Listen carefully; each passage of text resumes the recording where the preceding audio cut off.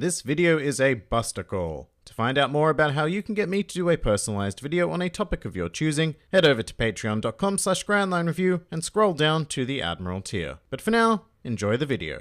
Hello and welcome to the Grand Line Review, your source for everything One Piece. Today, we are going to be focusing on one of my favorite characters in the series, Roronoa Zoro, or more specifically on the phenomenal battles that he has been involved in over the course of the series. As an unapologetic Zoro fanboy, these portions of One Piece never fail to captivate me, so here we are. The criteria for this list is simple as: a fight is defined as an exchange of attacks between two or more individuals, one of which in this case must be Zoro. However, all fights on this list must also be canon, due to top secret reasons to do with national security. But with that out of the way, let's begin. Welcome to the top 10 Zoro fights in One Piece. Number 10. Zoro vs. Ohm. We are going to commence proceedings in the realm of the sky against a breeder by the name of Ohm. During NL's death game, Zoro became caught in Ohm's ordeal of iron, the survival rate of which was 0%. And initially this was quite a tough match for the Straw Hat Swordsman, because he had to contend with the iron traps laid all around the battlefield, as well as Ohm's gigantic fighting dog Holy. Furthermore, after dealing with those, Zoro had to very quickly adapt to Ohm's Sky Sword, as well as his advanced use of observation Haki, in a time long before the Straw Hats had any comprehension of Haki whatsoever. Although in the end, none of that really mattered, as Zoro simply took Ohm's attack head on with his 108-pound cannon, negating the Sky Breeder's strike, and proceeding to defeat him in a single slash, which is a classic Zoro motif in battle. Lose during the beginning, lose in the middle, and triumphantly overcome an opponent right at the end. Number 9.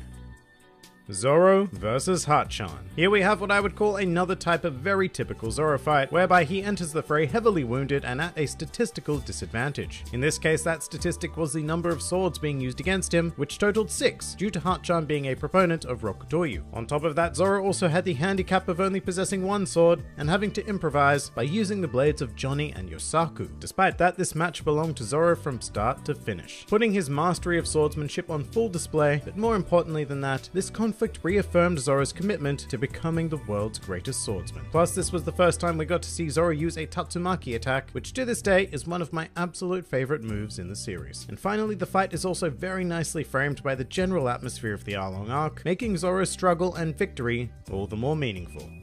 Number 8.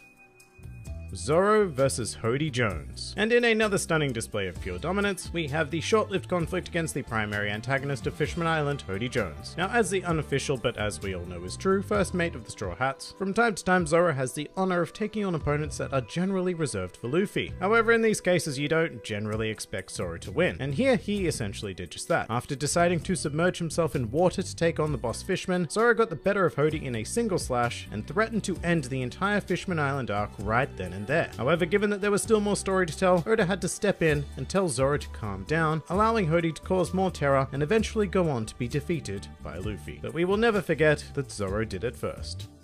Number 7. Zoro vs. 100 Baroque Works agents. After many of the Straw Hats had been drawn in by a clever ruse on the island of Whiskey Peak, Zoro proceeded to initiate a Kill Bill-style takedown of 100 bounty hunters, including prominent Baroque Works members such as Miss Monday and Igaram. This was a very unique battle in the series because it's so rare that we see power displayed through sheer numbers. Usually this group of bounty hunters would be what we'd refer to as fodder villains, but in this case they caused Zoro a ton of trouble, and it was far from an easy victory for the swordsman. I mean, a comfortable victory perhaps, but not easy, and what also contributed to this was the fact that this was the first real test for Zoro's new swords at the time, Yubashiri and the Sandai Kitetsu, the latter of which Zoro discovered was a problem child. So it's like purposely putting yourself on a handicap. But that's precisely what makes this battle so entertaining. Seeing Zoro with perfect mastery defeating a bunch of bounty hunters wouldn't be any fun at all, but seeing him doing it whilst trying to maintain control of his own blades is just fascinating and really cool. Plus, this battle takes place at night, and I'm a huge fan of anything that happens in the evening because it really amps up the atmosphere. All in all, a brilliant Zoro fight. Number 6. Zoro vs. T-Bone. Speaking of fights that take place at night, here is another. Although this conflict against T-Bone has an added layer of time limit in order to add further excitement. You see, the ever-honourable T-Bone was standing on the tracks of the sea train in order to prevent the Straw Hats from proceeding to any slobby. And well, that's just not cool, T-Bone. Not cool at all. In response, the Straw Hats dispatched their resident demon to deal with him and clear the way, resulting in one of the fastest yet extraordinarily memorable fights in the series. It only consisted of a handful of actions, but with this sequence I would like to give huge props to the anime, who did this sequence a whole world of justice, taking the the utmost of care with every action performed and elevating it into a truly memorable Zoro fight. Number 5. Zoro vs Kaku. Stepping straight off the sea train and into Enies Lobby, we have the first example of a fight on this list that actually pushed Zoro to his limits. As a member of CP9 and as a proponent of Four Sword style, Kaku represented a very worthy opponent, demanding everything that Zoro had available to him at the time to overcome. For the most part, this fight is brilliantly choreographed, yes, even after Kaku turns into a giraffe, which is ridiculous because who would have thought that a giraffe swordsman would look so sleek? But what this conflict really highlights is that Zoro is at his best when he is met blow for blow and forced to innovate and evolve himself, which he did rather shockingly in this case, by growing 2 extra heads, 4 extra arms, and 6 extra swords. I still don't really know what to make of Ashura, but it certainly did cap off quite an amazing battle with pure demonic style. Number 4.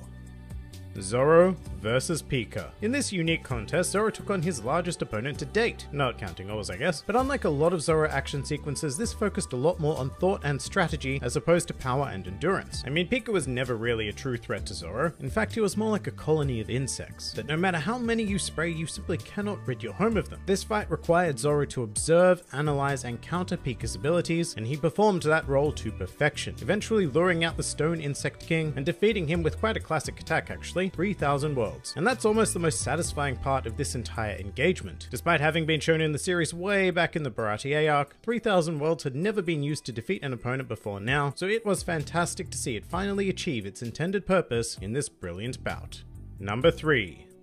Zoro vs Bartholomew Kuma. Here we have what is certainly the most unconventional fight on this list today, as Zoro took it upon himself to confront one of the 7 warlords of the sea in a desperate situation after the crew had been devastated by the aforementioned warlord's Ursa shock. And to put it simply, Kuma was not an opponent who Zoro had it in him to defeat at the time. However, that did not stop him from performing a superb Shishisonson that brought on the dramatic revelation that Kuma was in fact a cyborg. However, by far the greatest aspect of this engagement was when Kuma offered a change in terms by absorbing all of Luffy's pain and fatigue, and not only did this result in one of the finest Zoro moments of all time in regards to nothing happened, but it showed us as readers and watchers just how disgustingly durable the Straw Hat Swordsman is, pushing him to a limit that we had never seen before or since. Number 2.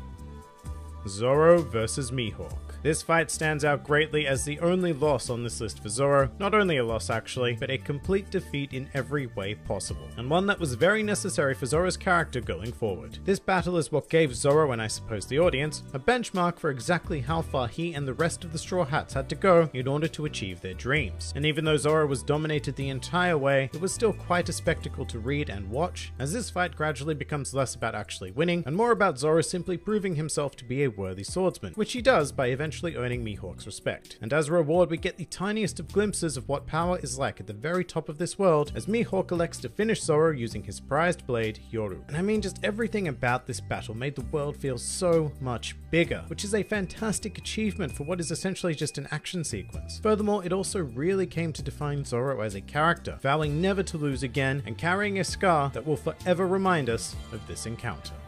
Number 1. Zoro vs Daz Bones. Now, Daz Bones isn't a particularly important figure in the series, but what he represents to Zoro in this battle is one of the greatest character-defining moments in the series. Due to the power of the Super no Mi, Zoro as a swordsman was up against a hard counter, something seemingly impossible to overcome that we as readers and watchers could not help but be compelled to witness Zoro's struggle to push beyond the limits of a regular swordsman. And what a struggle it was. In fact, in my opinion, this is still Zoro's hardest fought battle to this day, with him being completely decimated for a good 99% of it. But on the brink of death is exactly where Zoro would find his answer, achieving a very enlightened sense of the world around him, and as a result the ability to cut or not cut whatever he saw fit. And with this, it was over. One strike in this enlightened state was all it took to bring down Daz Bones, and it was incredibly satisfying to see after enduring all that had happened to Zoro during the fight. This conflict in general is also one of the most well choreographed in the entire series, featuring stunning imagery that had me hooked from beginning to end. A swordsman up against an insurmountable task and pushing through it regardless. To me, this is the defining Zoro fight. But that pretty much does it for the top 10 best Zoro fights in the series. If you enjoyed this video and the content this channel produces in general, then please do consider donating to the Grand Line Review Patreon, because the support of all of you amazing people is what continues to make this channel possible. Also, I've recently launched a Teespring store if you're interested in shirts, hoodies, and other miscellaneous items, with proceeds going directly to support the channel as well. And if you'd like to join the fun at any time, then please do head over to my Discord server, where a wide array of shenaniganry takes place on a daily basis. And finally, please do comment with your own favorite Zoro fights. This has been the Grand Line Review, and I'll see you next time.